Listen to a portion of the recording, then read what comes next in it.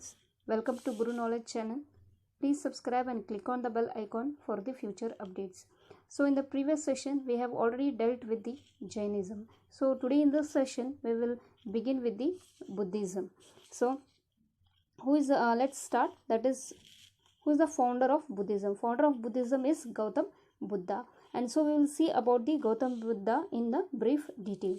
That is, he was born in 563 BC on Vaishaka Purnima, and he was born at Lumbini, the village called as Lumbini, which belongs to the district Rumhin Dehi, which is in Nepal. Next, meaning of Buddha. What is the meaning of Buddha? An all-knowing person. Okay. Then his father was Shuddhodhana, and he belonged to the Republican king of Kapila Vastu. He was a Republican king of Kapila Vastu. Next, his mother was Mahamaya, and she was the princess of Kolya Republic. He was married to Yashodhara, and she was the princess of Shakya dynasty. And he also had a son named Rahul. Next, let's see the 4 insights. And what are the 4 insights? That is, an old man, a deceased person, a dead body, and an ascetic.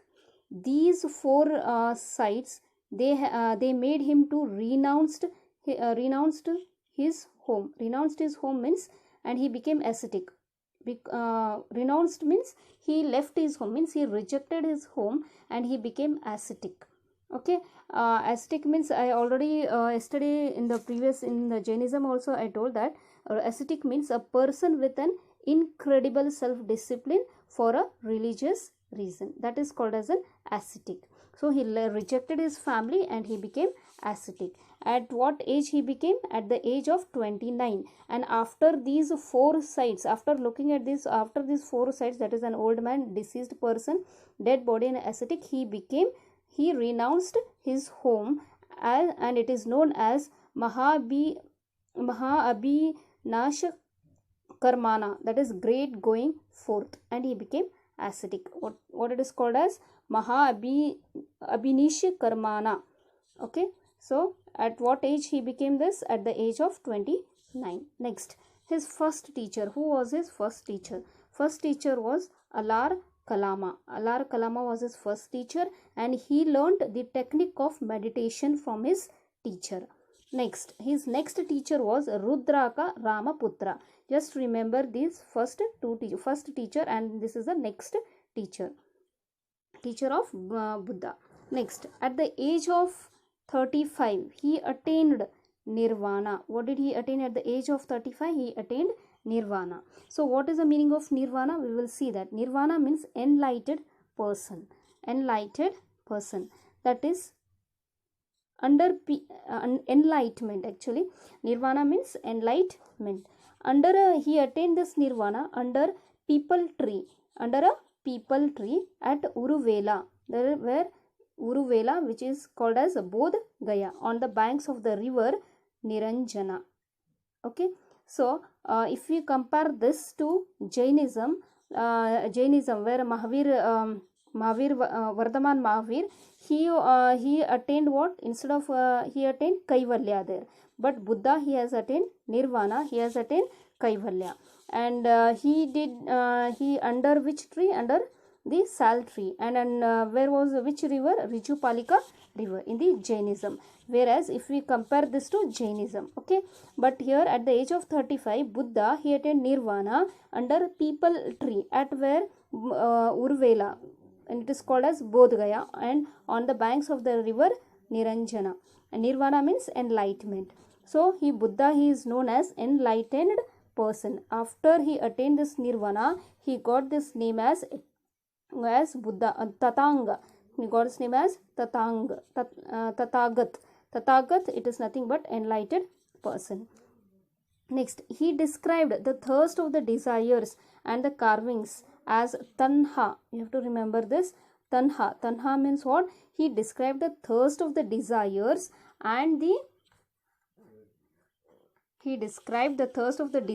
the carvings as Tanha. Next,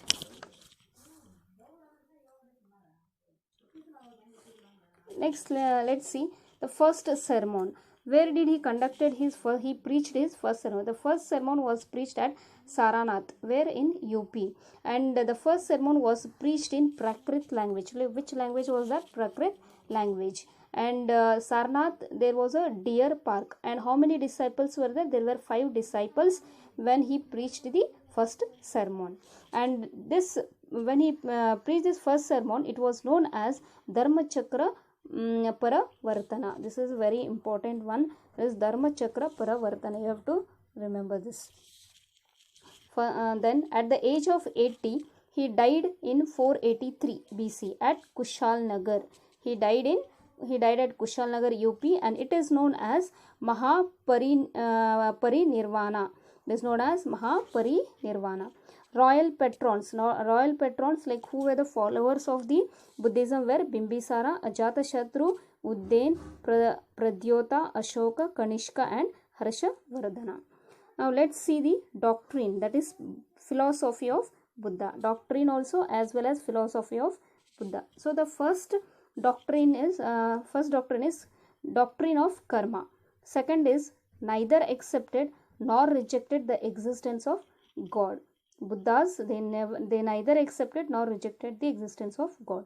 Next is they rejected the Vedas. See, in the Vedas, in the previous class also, in Jainism also, they also rejected the Vedas. When they rejected the Vedas, like there was no, they did not believe in God. But Buddha, in case of Buddha, what happened? They neither accepted nor rejected the existence of God. Next is observance of middle path. Next, did not believe in permanence of soul. Did not believe in permanence of soul. Permanence of soul means transmigration of soul, which was there in Jainism also. Next is ahimsa. Ahimsa is nothing but the non-violence. Next, 4 noble truths. What are the 4 noble truths of Buddha? That is sorrow. Sorrow is nothing but dukkha. Dukkha, that is word is full of sorrow. Next, second is the cause of the sorrow, that is dukkha samudhaya. The cause of sorrow is desire. So when there is a sorrow, the reason for the sorrow is, the cause of the sorrow is always the desire. That is the second noble truth according to Buddha. Next is cessation of sorrow, that is dukkha nirodha. That is dukkha nirodha. That is cessation of sorrow is possible. So what is cessation? Cessation means being brought to an end.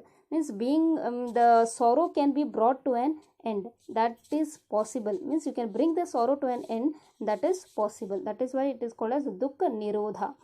Next, fourth is path leading to the cessation of sorrow. That is dukkha nirodhagamini pratipada is ashtanga marga. Means the path leading to cessation. Cessation means bringing something to an end. Means sorrow can be brought to an end using what? Through which path? Through the Ashtanga Marga. We will also see in detail about the Ashtanga Marga. Ashtanga Marga means 8-fold paths. There are 8-fold paths. Ashtanga means 8. So 8-fold paths. So we will see that in the later. Next one, sects of Buddhism. The sects of Buddhism, there are 3 sects of Buddhism. That is Hinayana or lesser wheel. Second is Mahayana or greater wheel. Third is Vajrayana or vehicle of thunderbolt.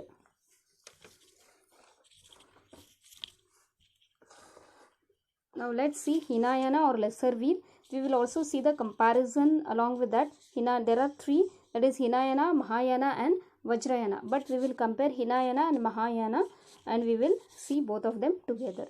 That is the followers. The followers, they believed in the original teachings of the Buddha. In Hinayana or Hinayanism, what happened? The followers, they believed in the original teachings of the Buddha. Next is in Mahayana, they believed in the followers believed in the heavenliness of Buddha. Okay. Next, salvation. Salvation can be achieved. They can be achieved through self-discipline and meditation. According to whom? Hinayanism. Next, salvation can be achieved through the grace and help of Buddha and Bodhisattvas. Bodhisattvas means they are the Buddhist monk. They are the Buddhist monks, and they can, with their grace and help of the Buddha and Buddhist monk, they can achieve the salvation. Next, no idol worship. Idol worship will not be, they did not believe in the idol worship. And here Mahayana, they believed in the idol worship. Since they did not believe in the idol worship, they thought that karma taking the place of the god. Instead of God, what did they believe in? They believe in karma. Karma means right action. Next, nirvana. What is nirvana? Nirvana means, nirvana, it can be attained through extinction of all. Okay, and nirvana is not a negative cessation of misery, but a positive state of bliss. Next, oldest school. There were philosophical schools at in the Buddhist time, and here the oldest philosophical school was Sthaviravada, and it was also called as Theravada in Pali. Okay, this was the oldest school, and in Sanskrit it was called as Sarvastivada. Sthaviravada or Theravada in Pali, and in Sanskrit it was called as Sarvastivada, or it is also called as the doctrine which maintains existence of all things physical as well as mental. Okay, next, there were two philosophical schools in Mahayana. That is, first one is Madhyamika. It was founded by the Nagarjuna, pro-founded by the Nagarjuna. And next is the Yogacharya. Okay, we will see about the Madhyamika. That is, it comprised of uncompromising realism of Jnanaism, and second one was idealism of Yogacharya. Next, this means they did not uncompromise, means they did not compromise with the Jnanaism, means with the Jnanaism they did not compromise, because they believed in the like they said that there is no idol worship, and through salvation can be achieved through self-discipline and meditation. So they did not they were uncompromising the realism of Jnanaism. Okay, and idealism of Yogacharya. They followed the idealism of Yogacharya. Next, B. Second one is Yogacharya. Yogacharya, it was the founder was Maitriyanatha, and they rejected the realism of Hinaism. They also rejected. Here in this case also, in Madhyamika also, they rejected the realism of Hinaism, and Yogacharya also, they rejected the realism of Hinaism, and they maintain, Yogacharya means they maintain absolute idealism. They maintain the absolute idealism. Okay, next, the language used in the Hinayana was Pali language was used, whereas in Mahayanism Sanskrit was used. And the followers or the who patronized this, that is Hinayanism, was Ashoka. And here the kings who patronized this Mahayana was Kanishka and Harsha. Next, we will see about Vajrayana or vehicle of thunderbolt. Vehicle of Vajrayana or vehicle of thunderbolt. That is, they achieved the salvation through the magical powers. How did they achieve the salvation? Through the magical powers, and which they were called as Vajra. You have to remember this, Vajra. Next, the chief divinities of the Vajrayana were Taras, and the popularly in the eastern India, especially Bengal and Bihar. Means they were popular in eastern India. This Vajrayana, it was popular in eastern India, especially Bengal and Bihar.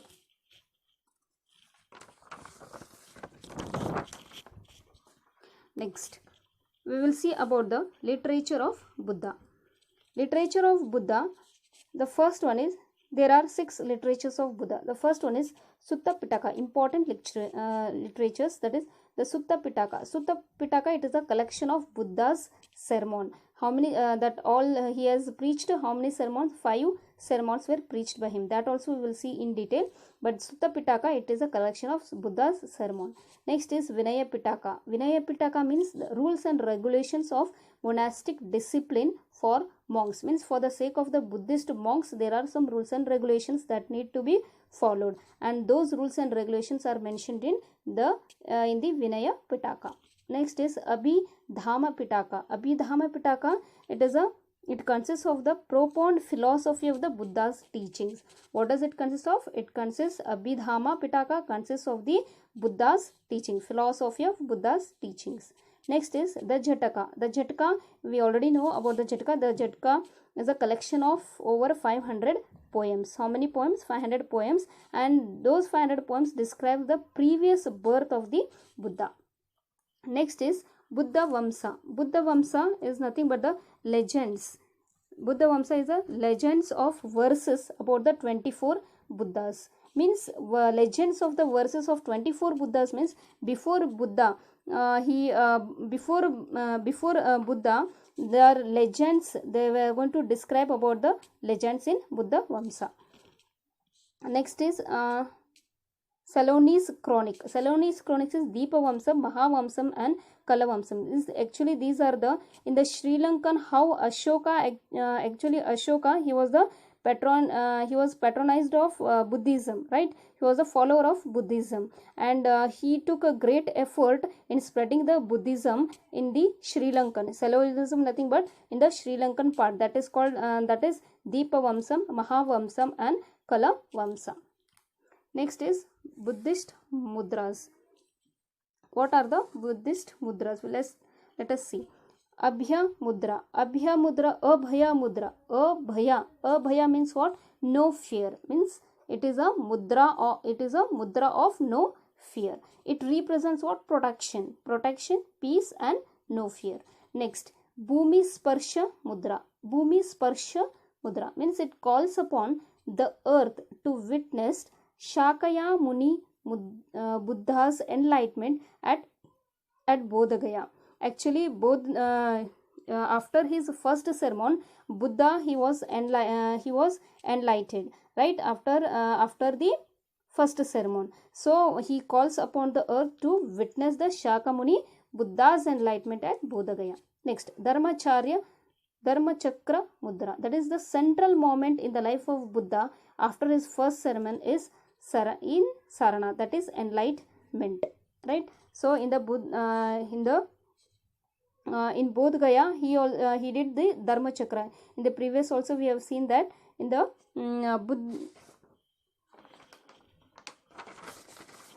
in the previous session also we have seen that the first sermon at Sarnath UP, it was known as what? Dharma Chakra Pravartana. So the turning of the wheel of law, that is called as Dharma Chakra mudra. Next, Dhyana mudra, that is meditation. Meditation mudra, it is called as meditation mudra, that is concentration of the good law and Sangha. Next is Varada mudra. Varada mudra means favorable mudra. It signifies offering, welcome, charity, giving, compassion and sincerity. Next, Vajra mudra. What is Vajra mudra? Vajra mudra means what? We saw that thunder of bolt. So it is thunder mudra. It is nothing but the thunder. Vajra mudra is nothing but gesture of knowledge. Next, Vitaraka mudra. What is Vitaraka mudra? It is a mudra of discussion. It is a mudra of discussion. So it is also called as gesture of discussion and transmission of the Buddha's teachings. Transmission of Buddha's teachings. Next, Jnana mudra. Jnana mudra means Jnana. Jnana means what? Knowledge. So mudra of knowledge. So these are the 8 Buddhist mudras that we need to study. Next, we will study about the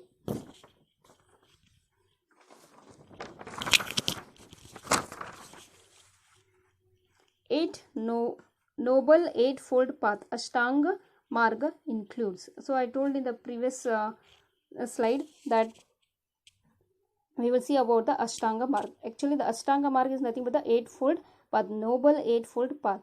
It includes what? Right views, right aspirations, right speech, right conduct, right livelihood, right effort, right mindfulness, right meditation. Okay, and the three important jewels of Buddhism. So these are very, very important three jewels of Buddhism, that is three ratnas. They are called as three ratnas. First one is Buddha.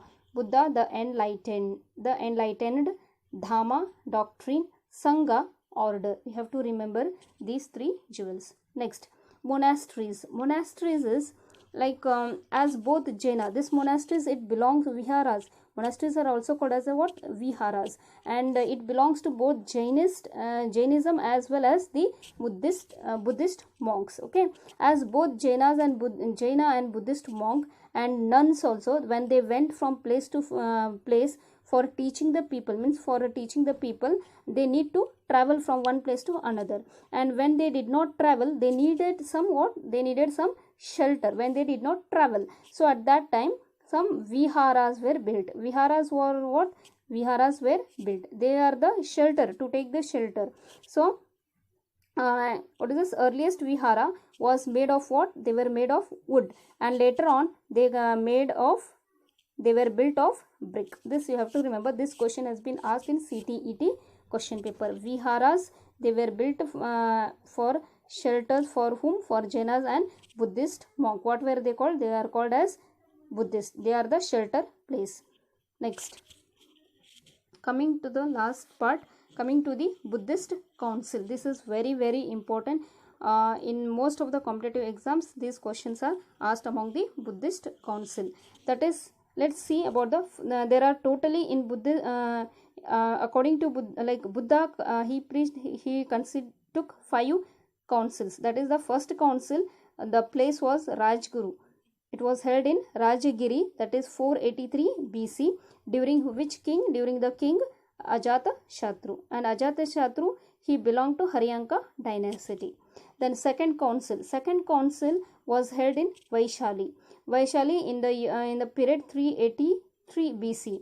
And who was the king? The king was Kala Soka, and this belongs to Shishunaga dynasty. Next is third council. The place was Patliputra. It was held in Patliputra, and the period was 250 BC, and under the whose region? Under the Ashoka. And Ashoka belonged to which dynasty? He belonged to Mauryan dynasty. Next is the fourth council. The fourth council, it took place in Kundalwan.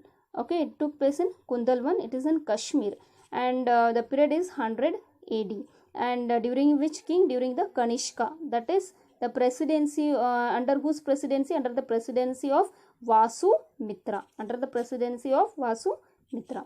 Next, fifth council, it took place in Kanauj. In the period was 643 AD, and under the king Harshavardhana. Under the reign of Harshavardhana, and who was the presidency? Who undertook this? The president under the presidency of Huan Sang. Okay, so this is very, very important about the Buddhist councils and all. So this completes the session of Buddhist. So please do subscribe the channel and click on the bell icon for future updates. Thank you.